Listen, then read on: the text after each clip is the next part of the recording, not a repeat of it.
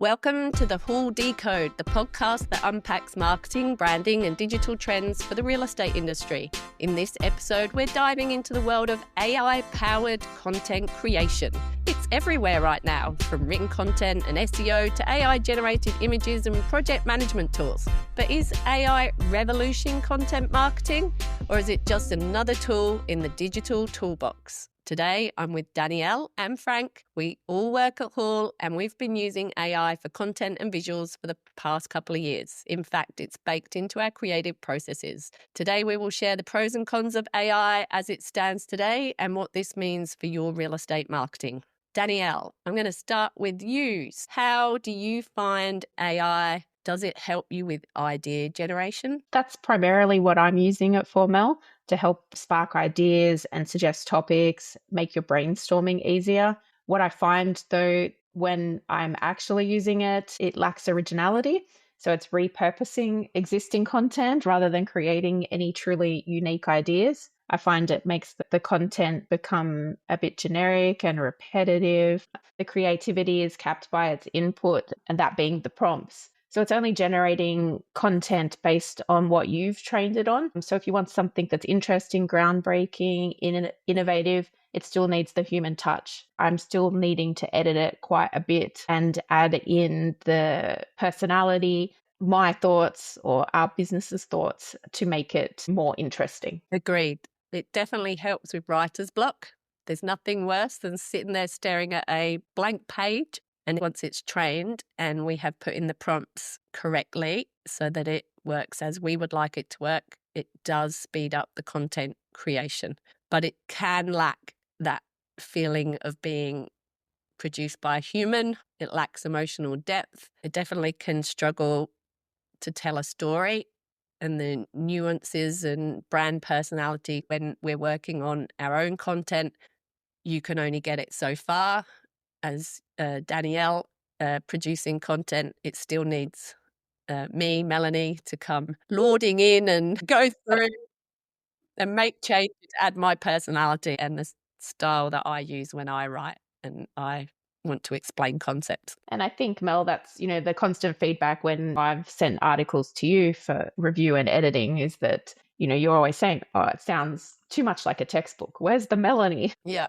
So it feels very academic. It's the titles are very dry and boring, and we know that we have to, from an SEO point of view, put in search terms and keywords in headings and subheadings. And I'm always going through asking you to change those headings and subheadings and make them more interesting and make it so that people will want to actually read the paragraph. So it's very dry and boring. And from an SEO point of view, there's people that say, oh, I can't do SEO, but it can do SEO, but it goes back to the prompts. We have to teach it in the same way that you would teach a member of your editorial team or a member of your SEO optimization team. You need to teach your AI assistant to do the tasks in the way that you would do them as a human. So SEO can be improved in the content, but you have to tell it what terms you want to be found for, and you need it to do the check for you and go from top to bottom in that written piece of content and check for things like, for us, it might be every time the word website is used, we want to make sure that it says real estate website so that we're qualifying what type of website we're talking about. And the same thing when it comes to content for real estate professionals, it needs to say homeowners and landlords. And we can't say when you're investing, we need to say when you're investing in property or property investment. So it goes back to standard English language, in my view. We need to make sure that we have included context for the Google bot or for the person reading so that they know what we are talking about. Frank, what are your thoughts? Yeah, it's one of those things, like anything in life, you don't know what you don't know. And if you're not able to give a chatbot the input that it needs, you're not going to get the results that you're looking for. So there's always got to be a human inputting these things. This is how I would methodically ask somebody else to do it. With these AI systems, you need to write a prompt in a certain language, if you will. That's a great point. When I'm working within an AI platform, I spend a large amount of time when I'm generating the content that I need, refining that prompt. and working through it. The actual output can be significantly different based on the prompt that you're inputting. So training it and training yourself on how to prompt it is a really important part. It's a starting point at least, and you get into a rhythm of how to ask and get the result that you're looking for. But a lot of the time, it does take that iterative process still to get the right result. So it always needs a human element at the start or at the end. It still needs you to be the puppet master or the boss of it. And it's no different to working with staff. I think it showcases to my editors how good they are at explaining what the task is, because there's a lot of interpretation. When you're communicating as an editor to a writer and asking them to do a task, there's learned experience from doing that task before, and they come with a set of skills and they can interpret and read into what you're asking and flesh that out. They don't always get it right. And then the editor will learn that they didn't communicate what they wanted succinctly, then comes a rod for their back because they have to then go and edit that piece. It's not quite what they wanted. And the same thing happens with AI, but it's even less forgiving. So it really is literal. It literally takes what you ask it and will produce what you ask it. So one of the things that we do is we use a multitude of AI platforms, and just like every other tool that we use in our creative business, it's going to get replaced and overtaken by better tools. So we use a set at the moment, and for each account, I tend to break them up so we're not doing everything in the same account. We're doing information and content creation based on who the end reader is. And then we are making sure that we set up the account from day dot to have certain requirements. It's got to write in Australian English. So one of the big giveaways is when you see Zs, spelling of the English language with Zs, that tells me that it's AI because that's American language, whereas Australian and UK uses S's. The other thing is the long dashes. It seems to like long dashes without spaces. They're called M's. As a editor, as a content writer, a professional in this space, it's overusing it. So it's again another giveaway that this is content produced by AI. And you don't want to lose the trust from your audience. You don't want people to start mistrusting you or distrusting you because they know this isn't actually information from you. So yes, it can generate content, the written word, but it definitely needs clear instructions on the way in when you're starting the project. And then it needs heavy editing. If you got the prompts wrong at the beginning, you'll know. And you have to use skills in driving the platforms. Each platform has their own techniques. Some of the systems have very technical instructions. They might require things in square brackets and asterisks, and it starts to feel like coding to me. So you have to become a master of this. So there's going to be a new skill set. People are going to have to learn how to communicate with your AI assistant to work together as a duo. It certainly doesn't replace every role in the written content creation process. The fact-checking component of it is also quite important, making sure that when you do see things that whether things are quoted or, they've created case studies for you, actually making sure that they're accurate and they're not containing misleading information. For example, the other day I was working on something in AI. It created a stat, and so I wanted to make sure that that was actually coming from a real and genuine source rather than something that AI has just made up. Yes, the first thing we would do whenever we were creating content is go to Google search. So there's the research, which then helps you come up with ideas, which then give you a basis of information sources to put into your content. So that task is now done by the AI, but you can't trust it. Hallucinates, that's the term. And we're going to have to learn a whole new vocabulary that relates to AI. So prompts is an AI related term. Hallucination is an AI related term.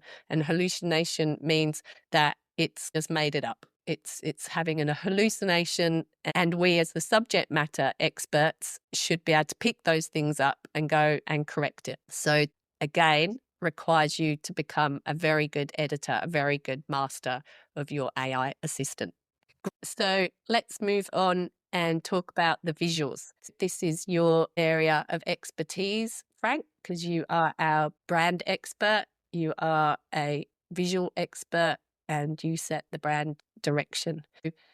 What have you experienced through the rise of AI generated photography and graphics? It's another tool in the toolbox, as we've said, just the same as computers were to graphic design rather than doing physical typesetting for newspapers and books and things. It's something now that is just another tool that's come along that can be used in your process to enhance that process. I feel it's like plugging a hole that allows us to do something a little bit quicker than needing to reshoot a photo because somebody wore the wrong tie. We can change that tie with generative images, change it to the right color tie that fits on brand. So that it enhances this creativity to do these things much quicker for less investment as well financially, and get things across the line sooner for you to put out there, which is really helpful to use in different contexts. So it might be one context for your website, but then a different orientation for a social media post, and then same thing for a blog post. It just enhances this ability to create at scale in different contexts that otherwise hasn't been possible. Coming across it now as a designer after 15, 20 years of doing this, it's like, where was this when I was starting? New designers just don't know how good they've got it. And that applies to photographers and all kinds of creatives, even artists that can generate ideas really quickly. You can use certain AI tools to create images on the fly without having to go out and do a photo shoot. So that can improve that scalability of making more and more content and being more present as your brand. But with the good, there comes the challenges of something like consistency in your brands, creating that consistency across images and especially things like brand colors can be very hit and miss. And it requires a lot of iteration to get something looking on brand and looking legitimate as well. It doesn't make something realistic, but it's something that is I think, over time getting better. Danielle, what's your experience generating visuals with AI?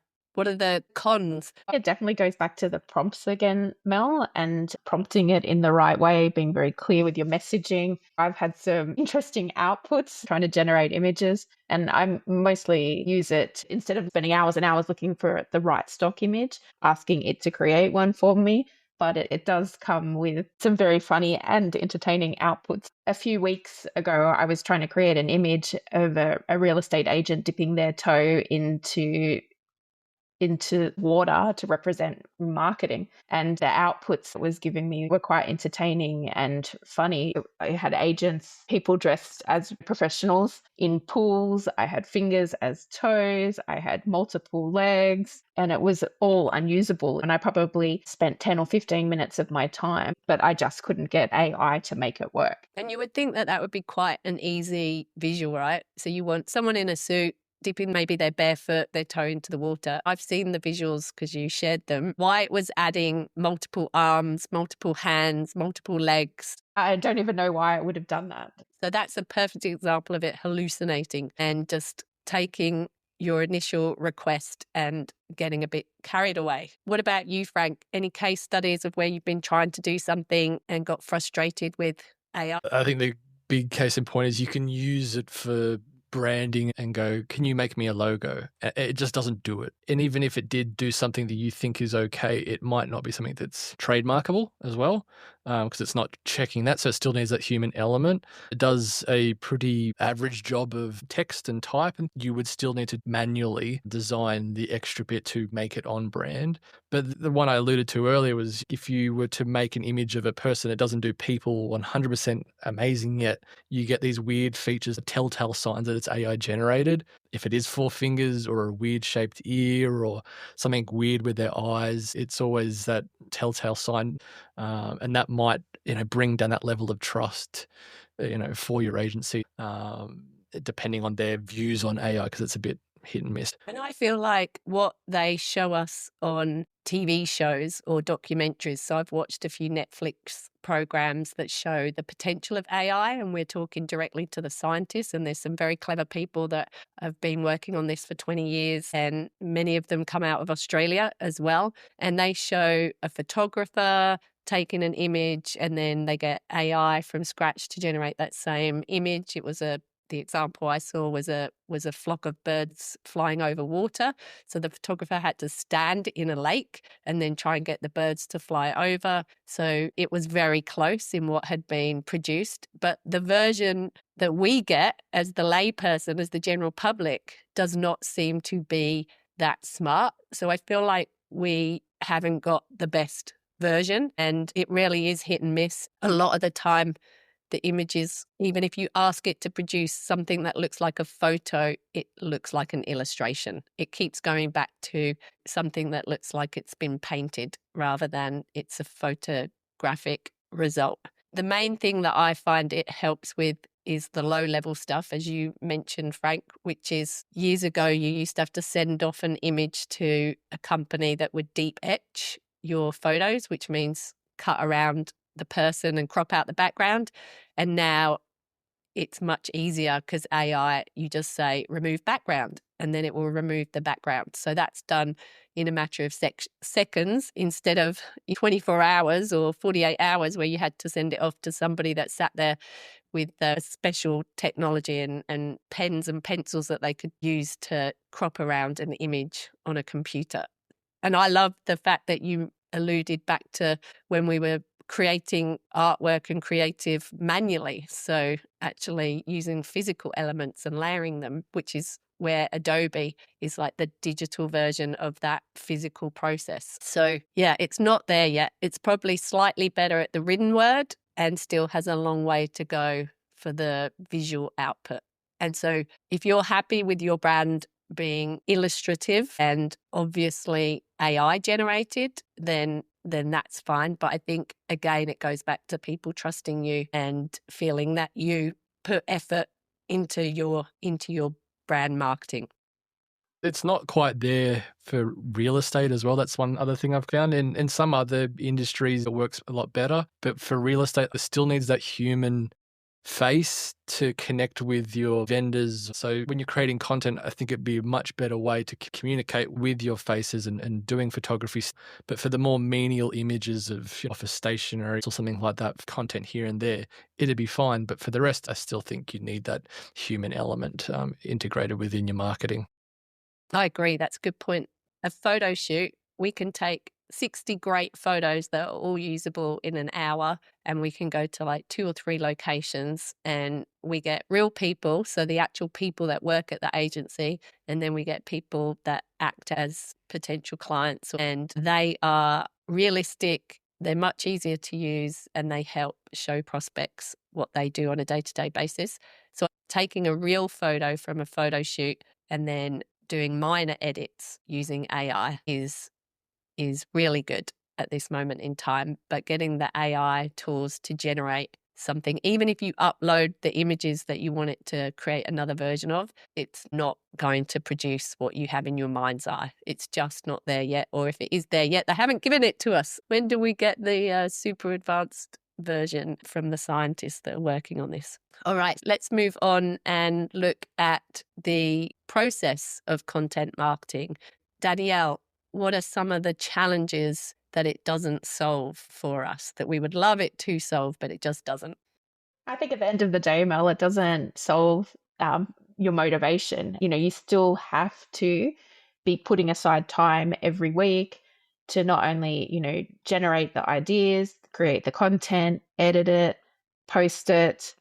So that none of that goes away with AI. It's also not solving the quality of your content. So yes, maybe it can solve the quantity. Sure, I can generate 100, post ideas, instantly, but without spending the time looking at it, you still have to vet them, adjust them, edit them. Still requires that human oversight. Definitely. And it also produces too much information. It's like too keen to please. You ask it to do something and often you say, I just want a sentence. And if you don't tell it you want a sentence, it's going to produce 2 pages of content full of bullet points and bolded text. It's just trying to be the teacher's pet. One of the prompts I use regularly, please make this less corny. That it's quite over the top. Not only do you get too much volume, you get over the top content. Yes.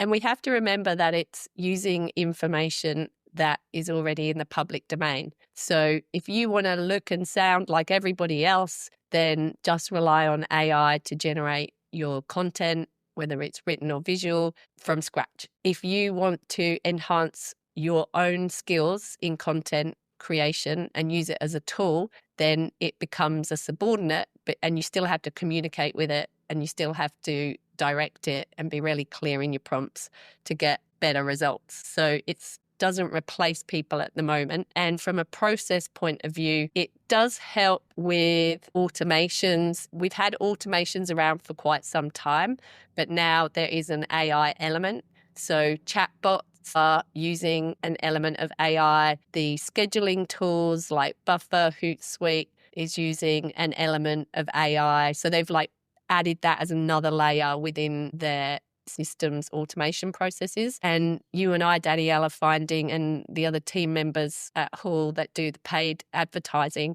we're finding that Meta's gone crazy. We've given us all these AI features in the ad platform, and we just go through, and it makes our job longer because we're going through turning stuff off. Because we have come up with the creative we want. We've come up with the wording that we want. We don't want to generate it within the ad platform. We've done that outside of the ad platform, and then it's trying to modify what we've already produced. And you lose control as well, Mel. What's actually being put out there that represents your brand if you have all of those features turned on, because we don't know how it's going to manipulate the content, and we can't control it, and we also can't see it.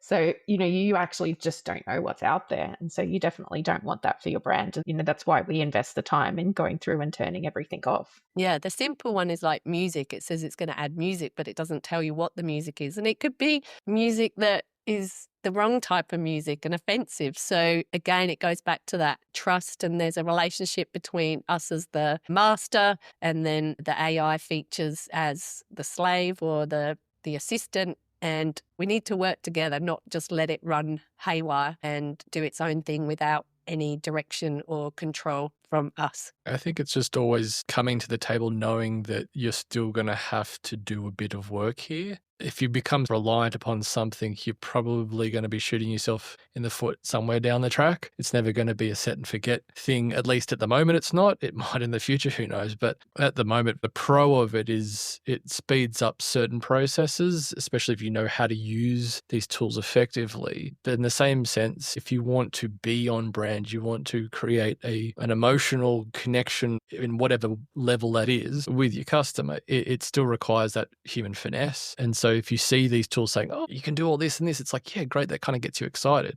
But at the end of the day, the result you're going to produce for somebody, or if you're going to produce it for yourself, is probably never going to be up to the level you want it to be. And I think, it comes back to people wanting to appreciate a human connection, and maybe be so much ubiquitous AI that the appreciation for the human element will become much better of value that people will see. I'm sure there'll be real estate agents that come along and they're just all AI automated. You don't deal with a person. It's just all done. An open house happens somehow and there's no human engagement with an agent. That would be really weird, but I'm sure it'll happen. And that's where, tides might change and this human element will come back to flourish as a result and be more valued by the end, consumer. And if we just go back to the premise of marketing is to help you stand out, be of sameness. And so if everybody on the same AI tools to go off and gather publicly available information and generate the same standard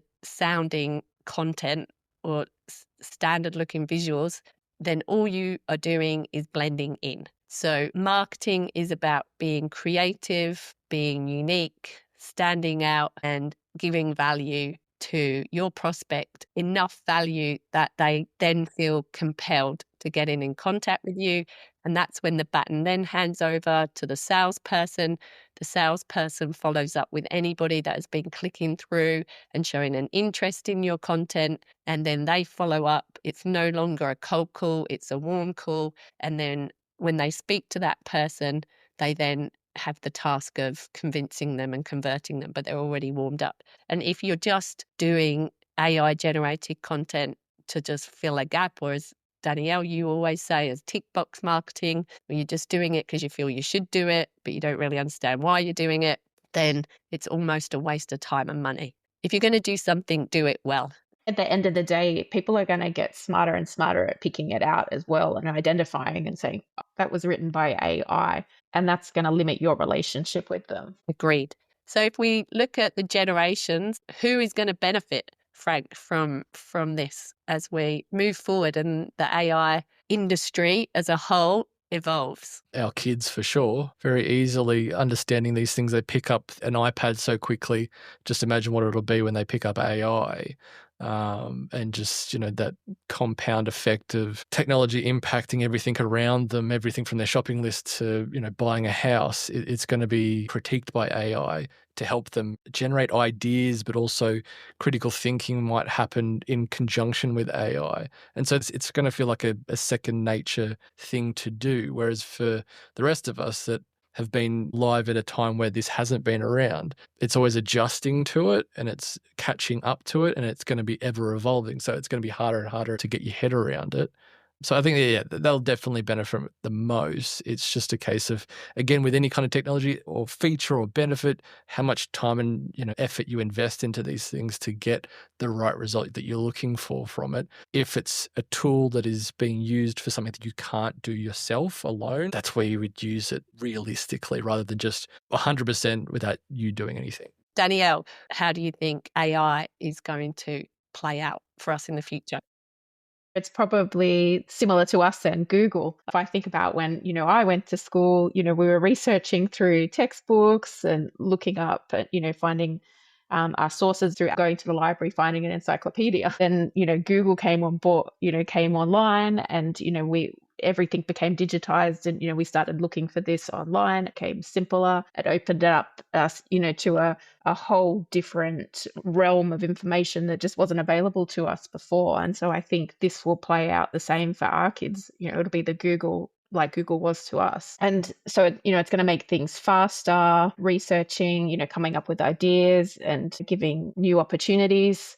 And it's probably also going to create different jobs. So for our kids that, we haven't even thought about today, just like we talked about, essentially a prompt master, that job that didn't exist, 3 years ago, but, there's probably somebody working in that job now for a business and refining the prompts for their staff to use to, speed up their work. Agreed. We're really only on the cusp of it. So I would say, in conclusion, the key takeaways from today are that AI is a powerful tool, but it still needs a human touch. Content marketing still has challenges, and AI doesn't solve consistency. You've still got to be motivated to keep creating content and keep filling up your marketing funnel.